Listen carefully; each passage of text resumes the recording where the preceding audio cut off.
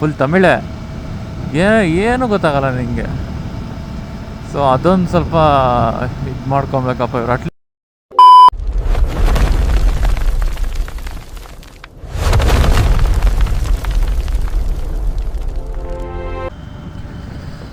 ಯಪ್ಪ ಇನ್ನು 10:53 ಬಿಸಿಲು ನೋಡ್ರಿ ಬೇಕಾದ್ರೆ ನನಗೆ ಗೊತ್ತಿಲ್ಲ ಕರೆಕ್ಟಾಗಿ ಕ್ಯಾಮ್ರಾದಲ್ಲಿ ಅಂತ ಬಿಕ್ಕಳ್ತಾ ಇದ್ರೆ ನನಗೆ ಜಸ್ಟಿಫೈಯಬಲ್ ಇಲ್ಲ ಅಂತ. 2 ಗಂಟೆಗೆ ನಮ್ಮ ಊರಲ್ಲಿ ಹೆಂಗೆ ಬಿಸಿಲು ಇರುತ್ತಲ್ಲಪ್ಪ, ಮಧ್ಯಾಹ್ನ 2 ಗಂಟೆಗೆ ಆ ಬಿಸಿಲು ಇವಾಗೇ ಇದೆ. ಇನ್ನು 2 ಗಂಟೆಗೆ ಏನಿರುತ್ತೋ ಇಲ್ಲಿ ರಾಜಸ್ಥಾನೇ. ಅಪ್ಪ ಬಿಸಿಲು. ನಾನು ಬೇರೆ ಬ್ಲ್ಯಾಕು ಫುಲ್ ಬ್ಲ್ಯಾಕಲ್ಲಿದ್ದೀನಿ, ಜೊತೆಗೆ ರೈಡಿಂಗ್ ಜಾಕೆಟ್ ಹಾಕೊಂಡ್ಬಿಟ್ಟಿದ್ರೆ ಅಷ್ಟೇ ಊಸ್ಟ್ ಆಗ್ಬಿಡ್ತಿದೆ. ಫ್ರೈಡ್ ಪೀಸ್ ಬಿರಿಯಾನಿ ಅಂತ ಏನೋ ಬರುತ್ತಲ್ಲ, ಆ ಥರ ಆಗ್ಬಿಡ್ತಿದ್ದೆ. ಈ ಬಿಸಿಲಲ್ಲಿ ಒಳ್ಳೆ ಊಟ ಹೊಡ್ಕೊಂಡು, ತೇಣಿಯಲ್ಲಿ ಸ್ವಲ್ಪ ಗ್ರೀನರಿ ಇತ್ತು. ಇಲ್ಲೂ ಇದೆ ನೋಡು ತೆಂಗಿನ ತೋಟ ಎಲ್ಲ ಫುಲ್ಲು. ಇದಕ್ಕೆ ಇದರಲ್ಲಿ ವೈಡ್ ಆ್ಯಂಗಲಲ್ಲಿ ಕಾಣಿಸಲ್ಲ, ಬಟ್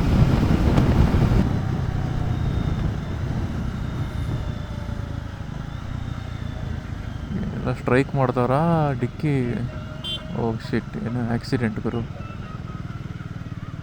ಇವಾಗ ಚೆನ್ನಾಗಿದೆ ಜಸ್ಟ್.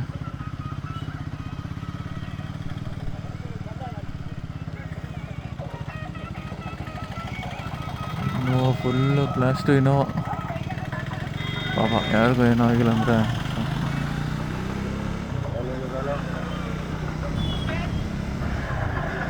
ಕೆಲವೊಬ್ರು ಅದೇನಪ್ಪ ಮಿಡ್ಲ್ ರೋಡಲ್ಲಿ ಹೋಗಿ ಬ್ರೇಕ್ ಹಾಕೋದು, ಸಡನ್ನಾಗಿ ಅಲ್ಲೇ ನಿಲ್ಲಿಸ್ಬಿಡೋದು, ಆ ಥರ ಮಾಡ್ತಾರೆ. ಗೊತ್ತಿಲ್ಲ, ಕ್ಯಾಮ್ರಾ ಏನಾದ್ರು ಜಾಸ್ತಿ ಓವರ್ ಹೀಟ್ ಆಗಿಬಿಡುತ್ತೆ ಏನಂತ. DJ ಇದು ಗೊತ್ತಿಲ್ಲ, ಗೋಪ್ರೋಸ್ ಎಲ್ಲ ಬೇಗ ಹೀಟಾಗಿ ಓವರ್ ಹೀಟ್ ಅಂತ ಬರ್ತಿತ್ತು. ಇದು ಇನ್ನೂ ಏನು ಅಷ್ಟೊಂದು ಬರ್ತಾಯಿಲ್ಲ. Toll national highway 85.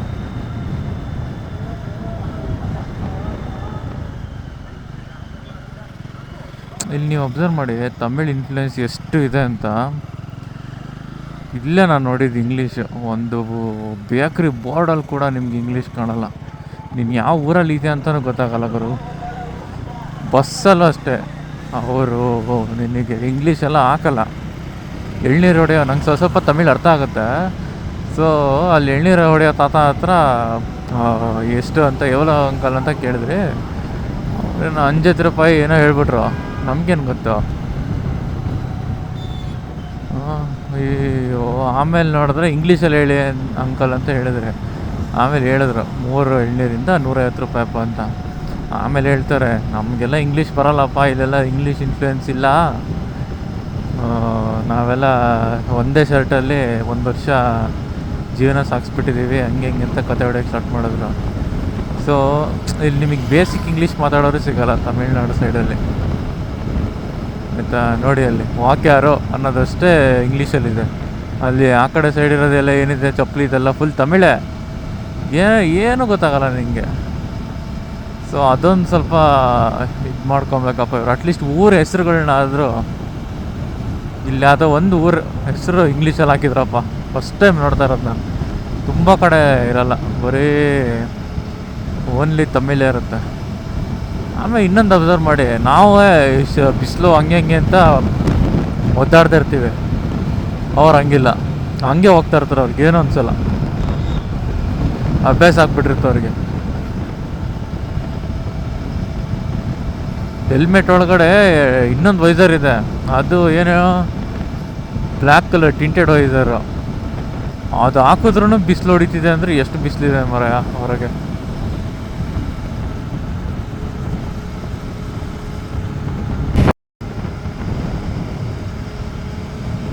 Full wind mills ಆ ಕಡೆ ಎಲ್ಲ. ನಾವು ಹಂಗಿದ್ನೇ ಇಳ್ಕೊಂಬಂದಿದ್ದು ಅನಿಸುತ್ತೆ. ಅಲ್ಲಿ ಸರೌಂಡಿಂಗ್ಸು ಆ ವಿಂಡ್ ಮಿಲ್ಸ್ ಎಲ್ಲ ಇದೆಯಲ್ಲ, ಅಲ್ಲಿ ಮೌಂಟೇನ್ಸ್ ರೀಜನಲ್ಲೇ ಇಳ್ಕೊಂಬಂದಿದ್ದು ಅಂತ ಅನಿಸುತ್ತೆ, ಗೊತ್ತಿಲ್ಲ. ಬಟ್ ನಾವು ತುಂಬ ಹೈಟಿಂದ ಮುನ್ನಾರ್ ಮೇಲೆ ಇದೆ, ಅದರಿಂದ ಇಲ್ಲಿ ಇಳ್ಕೊಂಡು ಇವಾಗ ಬೀಚ್ ಸೈಡ್ ಹೋಗ್ತಾ ಇರೋದು.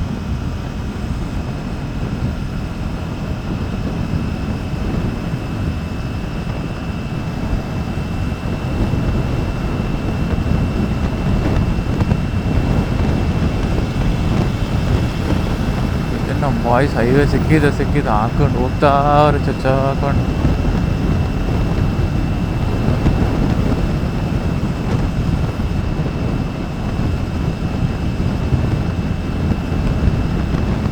ಬೆಳಗ್ಗೆ ಬಂದರೆ ಚೆನ್ನಾಗಿರುತ್ತೆ ಗುರು, ತಣ್ಣಗಿಲ್ಲಿ ನಿಜ. ಯಾಕಂದರೆ ಸ್ವಲ್ಪ ಬೆಟ್ಟಗಳೆಲ್ಲ ಜಾಸ್ತಿ ಇದೆ ನೋಡಿ.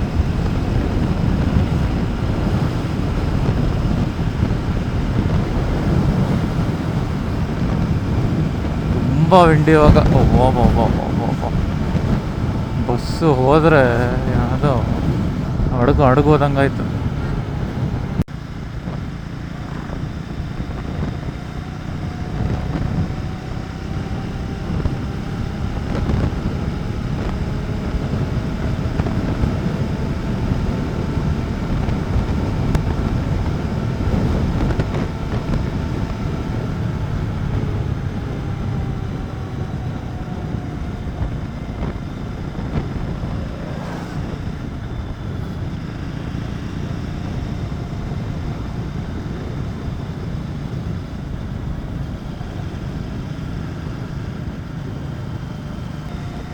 ಏನೋ ನಮ್ಮ ಹುಡುಗ ಸ್ಲೋ ಮಾಡ್ಬಿಟ್ಟ, ನಾನು ನೋಡಿದೆ ಏನಾದ್ರು ಆಯಿತು.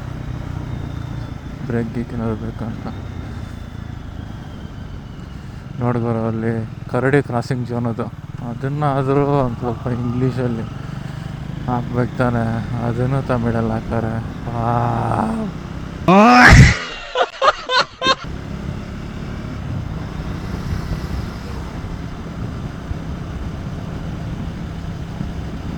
ರಾಮೇಶ್ವರಂ 222 ಕಿಲೋಮೀಟರ್, ಇನ್ನೂ 222 ಕಿಲೋಮೀಟ್ರ್ ಹೋಗ್ಬೇಕು. ಪ್ರಾಪರಾಗಿ ಪ್ಲ್ಯಾನ್ ಮಾಡಿದ್ದೀವಪ್ಪ ಇವತ್ತು. ಮಧುರೈಲಿ ಊಟ, ಹೋಗಿ ಫ್ರೆಶಪ್ ಆಗಿ ರಾಮೇಶ್ವರಂ.